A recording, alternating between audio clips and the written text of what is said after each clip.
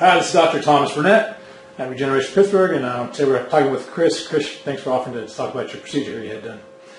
So let me just kind of give you the synopsis. We had, initially when I saw you almost 2 years ago, about a year's worth of right elbow, more specifically kind of distal biceps tendon pain.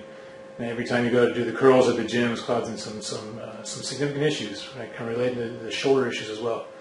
And almost 2 years ago now, we did the stem cell injections at the distal insertions of the biceps. And can you give me an update? How's it feeling since that time? It's been minimal pain and full range of motion, full recovery of the muscle, actually some muscle growth. So can't complain. Everything's back to normal.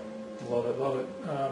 And you're back to act full go at the gym? Full active at the gym, and everything else that was limited before is full force. Love it. Last question, would you recommend this to somebody dealing with pain, like on a non-surgical level, similar presentation to you? Absolutely. I mean, I was hesitant at first in getting it done, but once it was done and the recovery time, it has been a complete recovery, and definitely would do it again to myself or recommend anybody else get it done. Love it. I appreciate it. Thanks again, Chris. No